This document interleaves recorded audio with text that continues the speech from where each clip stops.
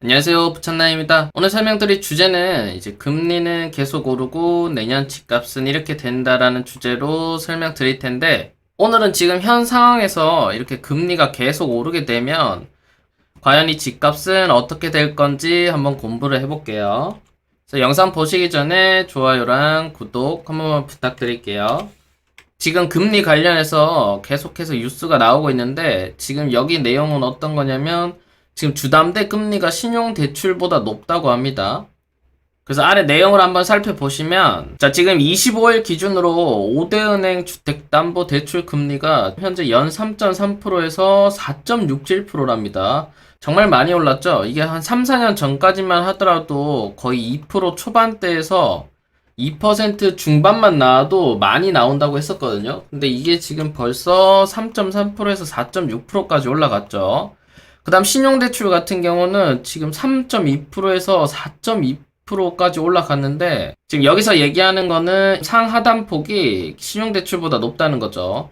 신용대출도 받아보신 분들은 아시겠지만 은행이랑 협약되어 있는 기업 같은 경우는 대출 금리가 옛날에는 엄청 쌌습니다. 거의 2% 초반대로 다 나왔기 때문에 대표적으로 현대나 삼성, SK 이런 대기업들이 신용대출이 엄청 쌌죠. 자, 그러면 실제로 지금 주택담보대출 금리가 얼마인지를 한번 살펴보시면, 자, 여러분들이 은행에 전화 안 하고 집에서 인터넷으로 현재 은행의 금리를 비교하기 가장 좋은 사이트는 여기 은행연합회라는 사이트에서 이렇게 대출 금리로 들어오시면 됩니다. 그러면 이렇게 가계대출 금리가 있는데, 자, 여기서 전체를 눌러주고 그 다음 지금 월이고 분할 상한식 주택담보대출, 그 다음 대출 금리를 선택해서 검색을 하시면 금리가 쫙 나오는 거죠. 그래서 한번 보시면 등급별은 본인의 개인 신용 등급이겠죠. 주택담보대출 금리가 가장 싼 곳은 보니까 K뱅크네요. 그 다음 가장 높은 곳을 보시면 여기 광주은행이죠. 그 다음 나머지 시중에 5대 은행이라고 하는 은행을 한번 살펴보시면 신한은행은 3.3%, 하나은행도 한 3.3% 정도 되고 국민은행이 한 3%, 농협도 한 3% 초반 정도 되네요. 자, 아까 뉴스 기사에는 4. 몇 프로라고 했는데 지금 그 정도까지는 아닌 것 같고, 현재 보시는 것처럼 한 3. 초반에서 한 3. 중반 정도로 보시면 될 것 같습니다. 자, 그럼 실제로 신용대출은 금리가 얼마인지 한번 보시면, 자, 여기서 일반 신용대출을 선택하면 되죠. 그래서 검색을 한번 해보시면, 자, 이렇게 나오는데 확실히 지금 신용대출이 금리가 더 높죠. 아까 뉴스 기사상에서는 신용대출이 더 낮다고 했는데 실제로는 신용대출이 금리가 좀 더 높은 것 같습니다. 가장 낮은 곳이 지금 하나은행이죠. 한 3.2%고 신한은행이 3.5%, 국민은행 한 3.5%, 농협도 한 3.5% 정도 되네요. 그래서 보시면 한 3.5에서 한 4% 정도라고 보시면 됩니다. 자, 그러면 이번 년 초 대비해서 얼마나 올랐는지 한번 보시면 2월로 클릭하시고 검색을 해보시면 여기 이렇게만 보셔도 조금은 내려간 거죠. 2월에는 보시면 신한은행은 3% 밑이었고 우리은행도 3% 밑, 하나은행이 비쌌네요. 하나은행이 3. 중반이고 국민은행이 2.9%라서 이때는 3% 미만으로도 받을 수 있었던 거죠. 그래서 지금 한 10개월 만에 0.5% 올랐다고 보시면 되고, 지금 이렇게 잠깐만 검색해봐도 알 수 있는 게 이 금리는 달마다 그 다음 은행마다 다 달라요. 그래서 여러분들이 신용대출을 받거나 주담대를 받을 때는 이렇게 여러 은행을 한번 둘러보시는 거를 추천드립니다. 본인 주거래 은행 가는 게 아니에요. 그냥 본인이 대출 받는 곳이 거기가 주거래 은행입니다. 금리가 왜 이렇게 올랐냐라고 보시면 바로 이 기준금리가 올랐기 때문이죠. 계속 금리가 올라간다는 것도 이 기준금리가 올라간다는 거예요. 16년부터 지금 작년까지는 지속적으로 인하를 했어요. 이때 잠깐 올렸지만 2020년 3월에 코로나가 터졌죠. 어쩔 수 없이 금리를 더 내리게 되고, 그 다음 지금 와서 이제 이렇게 조금씩 올려가겠죠. 자, 그러면 도대체 이 금리가 올라가면 뭐가 변하는지를 여러분들이 확실히 좀 알고 계셔야 돼요.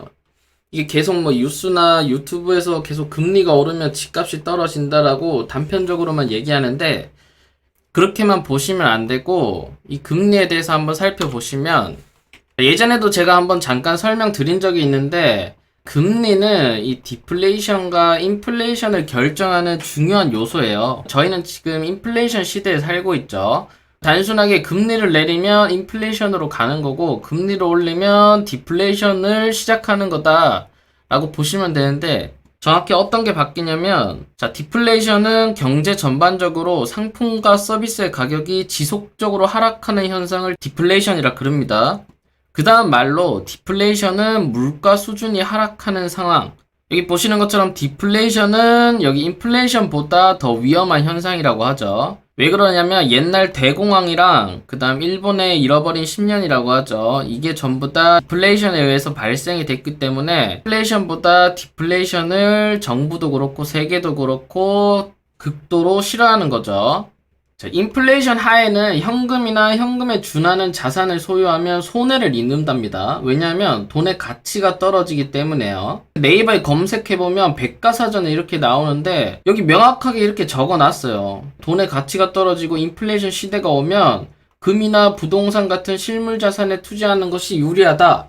어떻게 보면 이 정답을 알려준 거죠. 네이버에서도 정답을 알려주고 백과사전에서도 정답을 알려주고 경제학자들도 정답을 알려준 거였습니다. 근데 꾸준히 하락을 원하는 분들은 많으셨죠. 근데 어쨌든 인플레이션이 오면 이렇게 실물 자산이 올라가는 거고, 그러면 이 인플레이션을 막으려면 어떻게 해야 되냐? 자, 이것도 네이버 백과사전에 정말 친절하게 적어놨어요.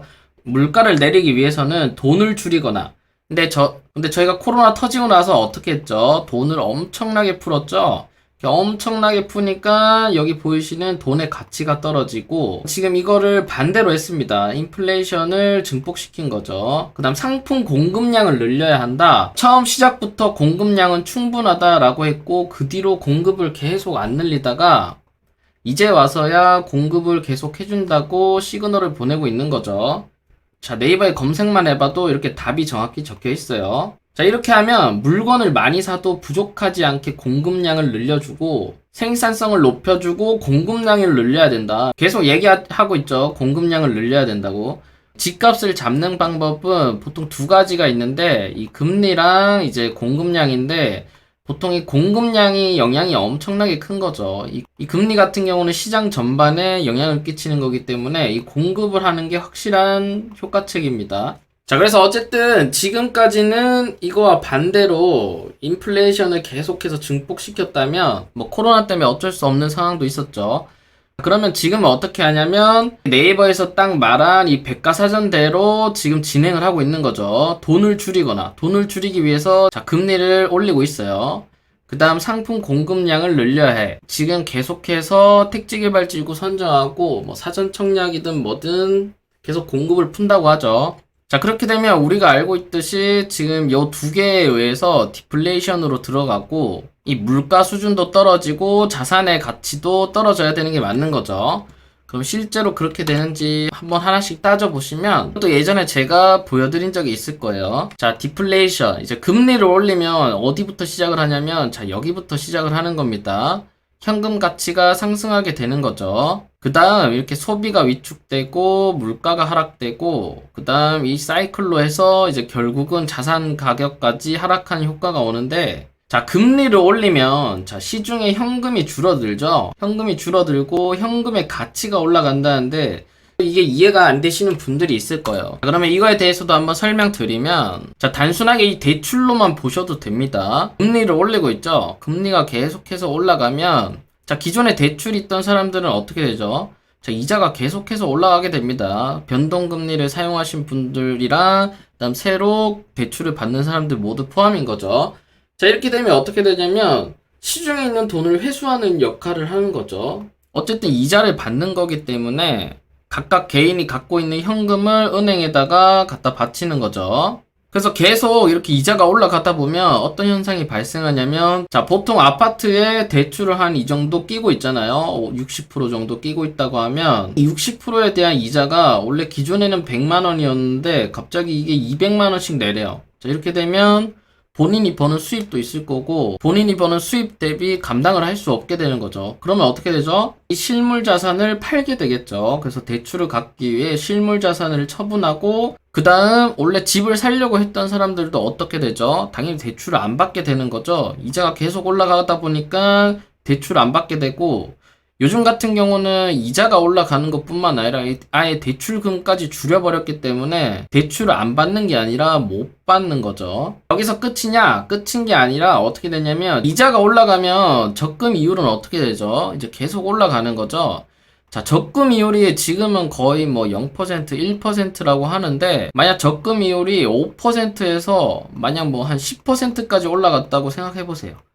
이렇게 올라간다고 치면 자, 시중에 있는 돈이 전부 다 아마 은행으로 적금을 하게 될 거예요. 적금을 하게 되면 사람들이 어떤 걸 안 하죠? 당연히 투자를 안 하겠죠. 왜냐면 안전하게 5%에서 10%를 벌 수 있는데 누가 투자를 하나요? 투자를 안 하죠. 현재 저희가 빌딩을 사거나 다가구 주택, 다세대 주택을 사도 요즘은 5% 정도만 이익이 나와도 정말 괜찮은 거예요. 근데 적금을 했는데 5% 이익이 준다? 그러면 다 적금을 하는 거죠. 그 다음 이렇게 되면 또 어떻게 되냐면 소비도 안 하게 됩니다. 소비를 왜 안 하냐면 돈을 갖고 있으면 갖고 있을수록 본인의 돈이 계속 증가하는 거잖아요. 이율이 세니까. 그래서 소비도 최대한으로 줄이게 되고 이렇게 전 국민이 소비를 줄이게 되면 어떻게 되냐면 경제가 안 돌아가는 거죠. 자, 이게 바로 시작점입니다. 이 상태에서 계속되면 디플레이션에 끝까지 가는 거죠. 자, 그래서 어쨌든 지금 정부가 인플레이션을 막기 위해서 금리를 계속해서 올리고 있는데, 자, 금리를 계속 올리면 자산 가격이 하락하는 게 맞습니다. 이 사이클에 의해서. 근데 현 시대에서 저희가 고려해야 될 점이 몇 개가 있어요. 바로 뭐냐면 현금 가치가 상승을 하게 되면 소비가 위축이 돼야 되거든요. 근데 이게 지금 어떤 변곡점을 맞고 있냐면 저희 지금 11월부터 어떤 게 시행되는 거죠? 바로 위드 코로나라고 해서 이제 규제가 전부 다 풀리잖아요. 지금 어떻게 보면 한 1년 6개월 동안 이 사람들의 이 소비 본능, 이 소비를 하고 싶은 이 본능을 억지로 눌러왔어요. 이게 다들 아시겠지만 누가 하지 말라고 하면 더 하고 싶은 게 사람의 본능이죠. 그래서 이걸 억지로 정부에서 계속 묶어놨어요. 해외여행도 가지 말라, 3인 이상 모이지 말라, 2인 이상 모이지 말라, 10시 이후에 술 먹지 말라, 결혼식도 50명 이상 하지 말라, 100명 이상 하지 말라, 온갖 규제를 다 걸어놨죠. 근데 이거를 11월에는 어떻게 되냐면 시간 제한이 다 없어집니다. 시간 제한 없어지고 10명까지 가능하고, 자, 10명까지면 솔직히 이제 뭐 다 모일 수 있는 거죠. 그 다음 기념식 행사도 500명까지 가능하다 그러고, 자, 식당 영업시간 제한 없고, 영화 관람도 이제 시간 제한 없고, 헬스장도 상관없고, 어쨌든 전부 다 거의 다 풀리는 거죠. 자, 이렇게 풀리게 되면 어떻게 되냐면 여러분들 잠깐만 생각해보세요. 자, 소비가 과연 위축될까요? 제가 볼 때는 소비가 상승했으면 상승했지 절대 위축되지는 않을 것 같아요. 왜냐하면 묶여있던 게 풀리면 소비가 상당히 증가하는 거죠. 자, 그러면 아이러니하게 어떤 상황이 발생하냐면 지금 금리가 올려서 현금 가치는 계속 상승하고 있는데 덩달아 소비까지 활성화가 되기 시작해요. 자, 소비가 활성화가 되면 어떻게 되죠? 바로 이 물가가 하락을 하는 게 아니라 물가가 상승을 하게 됩니다. 그러니까 지금 이 디플레이션의 시작점이 이렇게 돌아야 되는데 갑자기 이렇게 돌다가 여기서 막혀버리는 거죠. 자, 지금 어제 나온 기사인데, 자, 물가 더 오른다 그러죠. 자, 여러분들 지금 휘발유 값만 보셔도 알 수 있잖아요. 지금 휘발유 값이 거의 천장을 뚫고 올라가고 있죠. 휘발유 값이 왜 중요하냐면 이게 기본 원자재예요. 휘발유 값이 오르면 산업 전반의 모든 물가가 다 오르게 됩니다. 어쨌든 지금 물가가 계속해서 오르고 있는 거죠. 기대 인플레이션이 9개월째 2%대라 그러고, 자, 내년에도 물가가 오름세가 지속된다는 거죠. 그러니까 물가가 계속 오르고 하다 보니까 이제 금리를 올리고 있긴 한데 이게 얼마만큼 효과가 있는지는 지켜봐야 될 것 같아요. 그다음 여기도 보시면 기재부에 이어 한은도 이달 물가 상승률이 3%대 가능성이 있다 그러고, 네이버에 물가 상승률만 쳐봐도 지금 전년 동월 대비해서 보시면 한 2.5% 이상을 유지하고 있어요. 2.5%에서 6% 정도로 계속해서 물가가 상승하고 있는 거죠. 그래서 지금 상황이 참 재밌는 게 지금 물가도 올라가고 있고 소비도 아마 11월 부터는 활성화가 될 거예요. 소비가 활성화되면 물가는 아마 더 올라갈 거예요. 왜냐하면 수요가 폭발적으로 증가하기 때문에 이게 공급이 딸리잖아요. 공급이 딸리게 되면 물가는 당연히 상승하게 되는 거죠. 그래서 이거를 지금 막기 위해서 금리를 계속 상승하고 있긴 한데, 그래서 과연 이 두 개의 싸움에서 누가 이길지는 지켜봐야 될 것 같아요. 그래서 결론을 말씀드리면 자, 단편적으로 금리가 계속 올라간다고 해서 자산 가격이 하락하는 게 아니라 지금 여기 보이시는 이 사이클이 정상적으로 돌아야 이 자산 가격이 하락하는 겁니다. 이게 금리만 오르고 소비 활성화되고 물가가 만약 올라가면 이 모든 피해는 누가 보는 거죠? 바로 우리들이 볼 수밖에 없는 거예요. 왜냐하면 금리가 올라가서 대출 받기 힘들죠. 대출 있는 사람들은 이자를 많이 내게 되는데 덩달아 물가까지 올라가요.